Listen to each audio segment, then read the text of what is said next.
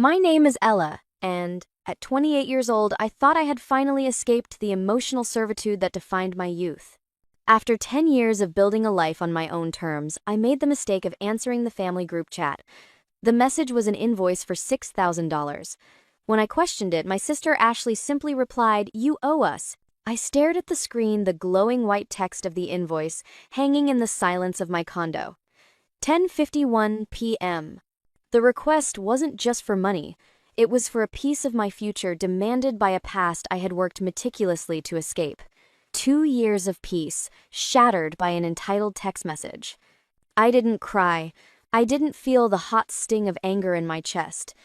The feeling that rose within me was cold, crystalline, and sharp. It was clarity. For years, I had been the silent investor in their version of family funding their emotional deficits and logistical nightmares with my time, my energy, and my money. My compassion had been a luxury they'd overdrafted for years. Tonight, the account was being closed. I walked to my home office and opened my laptop. The screen's glow illuminated my face, but I felt nothing. My fingers moved across the keyboard with a purpose they hadn't known before. I opened a new spreadsheet. The cursor blinked in cell A1. In the first column, I typed date. In the second, service rendered. In the third, market value.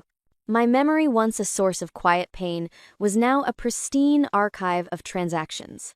I started typing. August 4 years ago. Emergency babysitting for Ashley's Fashion Expo trip. I logged it as 72 hours. At a professional nanny rate of $25 an hour, that was $1,800. Christmas 3 years ago. Unpaid inventory and shipping clerk for Ashley's holiday rush. I logged 40 hours. A fulfillment specialist earns at least $20 an hour, another $800. The list grew. Driving mom to 5 different stores for Ashley's curtains. I billed it as a personal chauffeur service 5 hours at $50 an hour. $250. The $2,000 I loaned Ashley for her first website design, a debt she conveniently forgot as soon as the site went live. The $800 I paid to fix Dad's car 2 winters ago when he couldn't afford the repair. I added plane tickets for family emergencies that were never emergencies, catered dinners I'd paid for that they barely acknowledged, graduation gifts, birthday gifts, and the constant draining emotional labor of being their perpetual, on-call problem solver. I assigned a conservative value to everything. This wasn't about revenge, it was accounting. At 11:58 p.m., I clicked the sum function. The final number glowed at the bottom of the spreadsheet, $14,250. I saved the file as Ledger, Clark Family, Outstanding, PDF. I returned to the family group chat. The message from Ashley was still there, expectant and demanding. I tapped the paperclip icon and attached the PDF. Then I typed a single, calm sentence. Regarding your invoice for $6,000, please see the attached statement of your outstanding balance with me. Once my much larger invoice is settled in full, I would be happy to discuss extending you a new line of credit. Terms and conditions to be determined.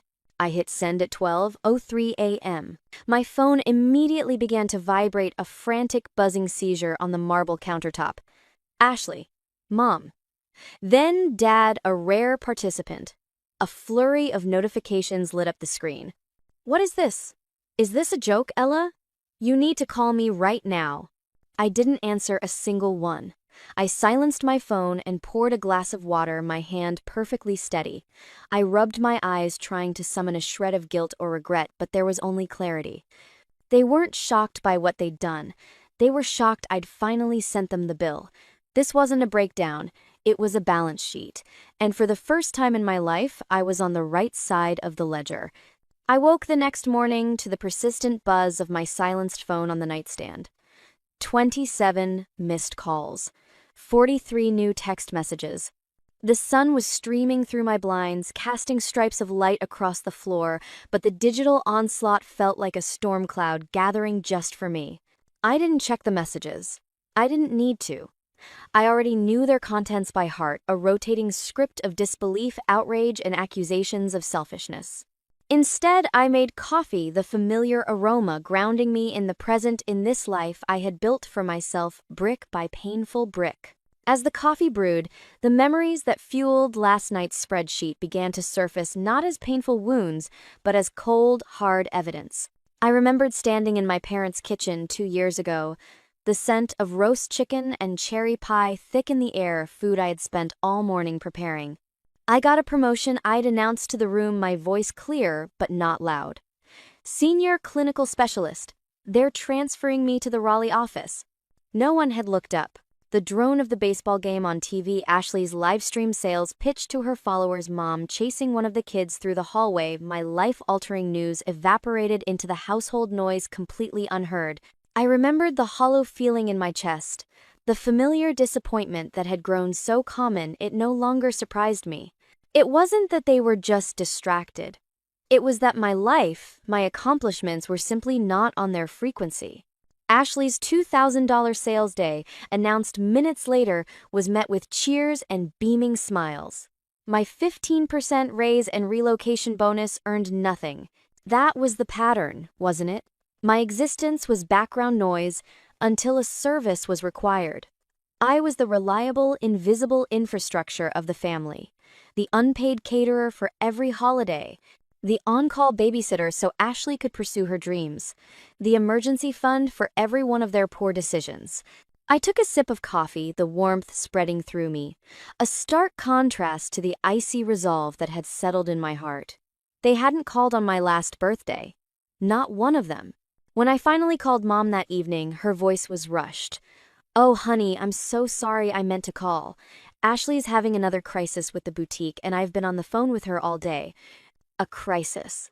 There was always a crisis. Ashley's business, Ashley's kids, Ashley's drama. It was the sun around which their entire solar system revolved.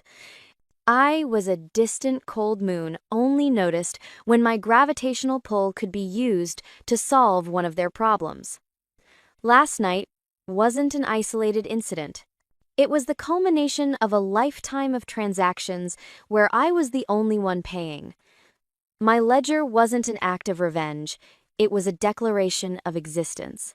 It was proof that my time, my labor, and my money had value even if they had never seen it. For the first time, I wasn't just asking to be seen. I was demanding to be paid. The barrage of texts and calls continued for 2 days. When their initial shock and anger failed to get a response, the strategy shifted. On the third morning, my phone rang. It was Mom. This time, I answered, putting the call on speaker as I watered my plants. "Ella, oh thank God," you answered. "I've been so worried." Her voice was thick, with manufactured tears, a tone I recognized as her opening salvo in any campaign of guilt. "I'm fine, Mom," I said, my voice neutral. "Fine? How can you be fine? Your sister is a wreck. She hasn't slept. Do you have any idea what you've done to her?"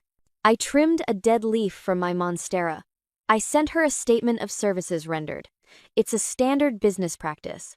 Business. This is family. The tears were gone now, replaced by a sharp, wounded edge. "After everything we've done for you, we raised you, we fed you, we gave you a home. Yes, you did the bare minimum required of parents. I'm grateful for that," I said calmly. "But that doesn't entitle you to a lifetime of my indentured servitude." There was a sharp intake of breath on the other end. Indentured. "Ella, who has been putting these ideas in your head, is it that new life you have? You've changed. You've become so cold. So selfish." "I haven't become selfish," I corrected her gently. "I've just stopped being selfless to my own detriment. There's a difference." "Your sister needs you," she pleaded, her voice dropping to a conspiratorial whisper. "The boutique failed Ella. She's in a terrible amount of debt. We were just hoping, with your new job and that big promotion, you could help her. Help us." And there it was. The truth, wrapped in a blanket of emotional blackmail. My success wasn't a cause for their celebration. It was a resource for their exploitation. "My finances are my own, Mom. As Ashley's are her own," I said, my voice leaving no room for negotiation. "I've attached my invoice. If she'd like to discuss a payment plan for her outstanding balance of $14,250, she can contact me via email. You can't be serious, she whispered, her tone laced with disbelief. I've never been more serious in my life, I replied. Now, if that's all, I have a meeting to prepare for? I hung up before she could respond, my heart beating a steady rhythmic drum. The guilt I had expected to feel, that old familiar phantom, was absent. In its place was a profound, unshakable sense of rightness. They had escalated with emotion. Now it was my turn to escalate with something they would understand, even better formality. The phone call with my mother was a turning point. It proved they would never see my boundaries as valid. They would only see them as obstacles to be overcome with more manipulation. Emotional appeals had failed, so they would likely try something else. I had to get ahead of it. That afternoon, I spent an hour on the phone with a lawyer specializing in family law and harassment. I explained the situation with the same clinical detachment I'd used to build my spreadsheet. I recounted the years of financial and emotional demands, the recent $6,000 invoice, and the subsequent campaign of calls and messages. It sounds like you need to establish a clear and legally defensible boundary, the lawyer. A woman named Miss Albright said, her voice crisp and professional. A strongly worded cease and desist letter is the appropriate first step. It will put them on formal notice that any further contact outside of written correspondence regarding the settlement of their debt to you will be considered harassment. That's exactly what I want, I said. Miss Albright drafted the letter that same day. It was a masterpiece of cold legal prose. It referenced specific dates and times of their unwanted contact. It outlined my legal right to peace and privacy. It stated in no uncertain terms that direct communication via phone, text, or in-person visits was to stop immediately. All future correspondence was to be directed to her office. I read the draft and a sense of profound relief washed over me. This document was the armor I'd never had.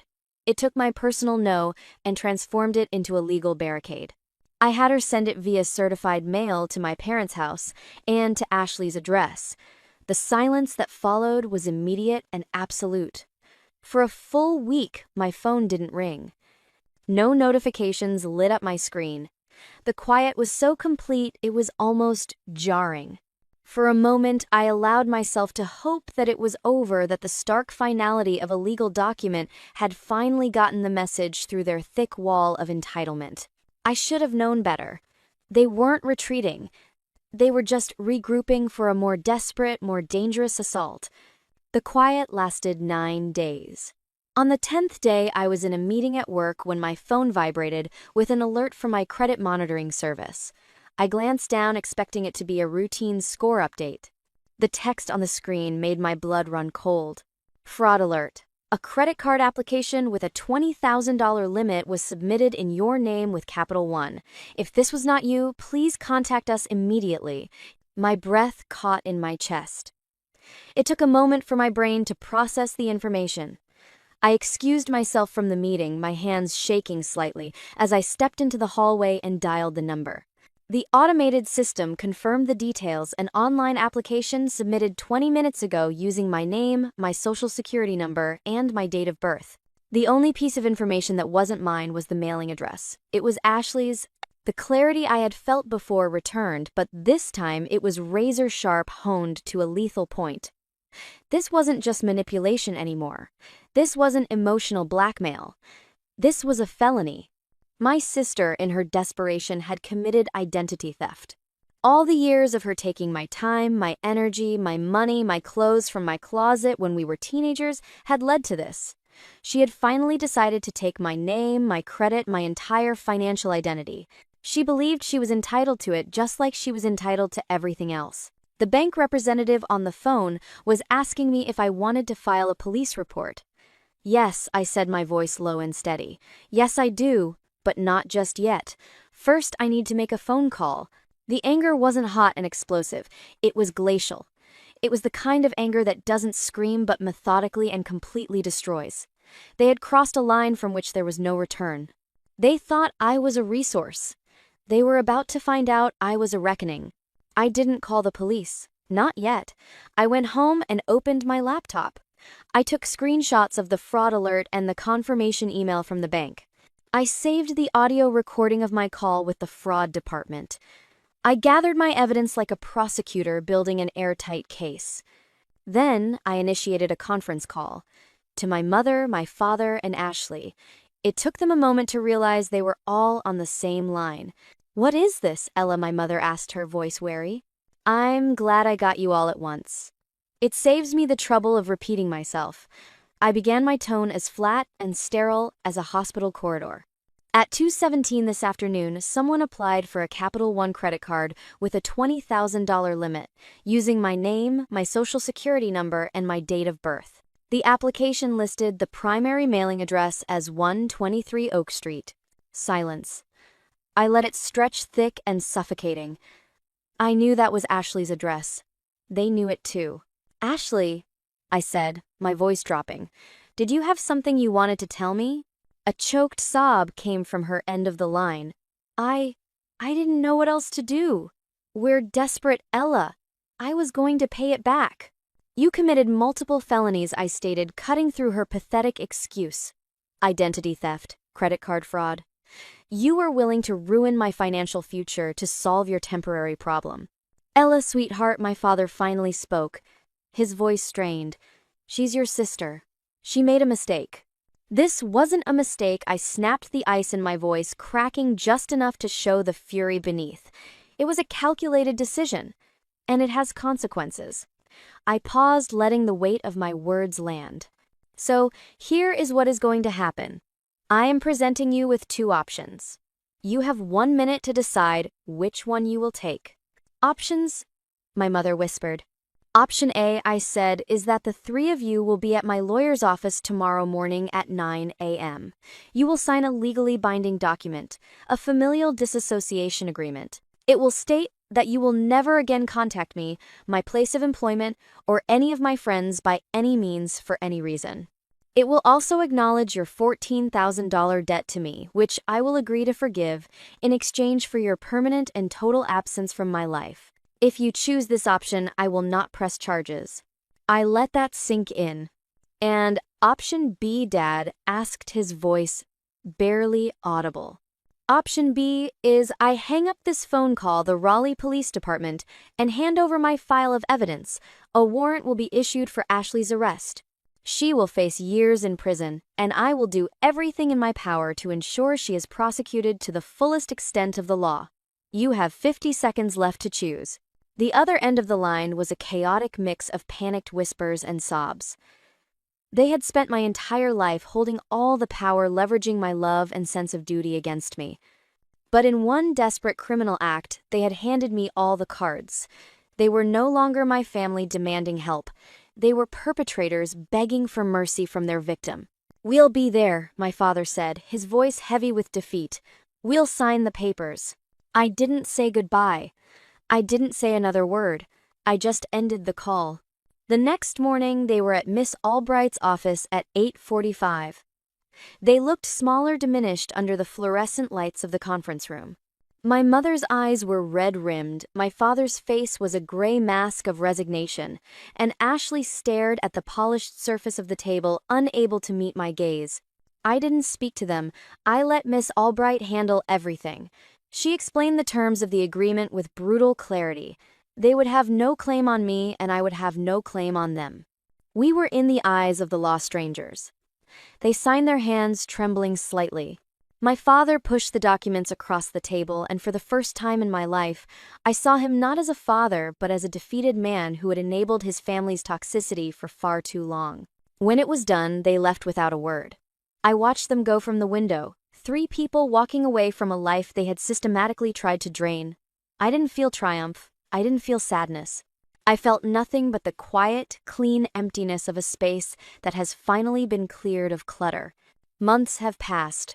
The silence that followed is no longer jarring. It's peaceful. It's the sound of my life uninterrupted. My phone no longer feels like a potential landmine. My mornings are mine. My money is mine. My future is mine. The hole they left in my life was not a wound. It was a space that has since been filled with genuine friendships, a loving relationship, and the simple, profound joy of being the sole author of my own story. Sometimes I think about the choice I made. They pushed me to a point where my only options were to either be consumed or to cut the cord completely. I chose to save myself. If you were me, if your family ignored you for years but came back only for money, what would you do? A. Help them out of family loyalty. B. Refuse but stay in touch. C. Cut them off completely to protect your peace. Comment your choice below, because sometimes the hardest thing isn't forgiving them, it's finally stopping yourself from waiting for them to change.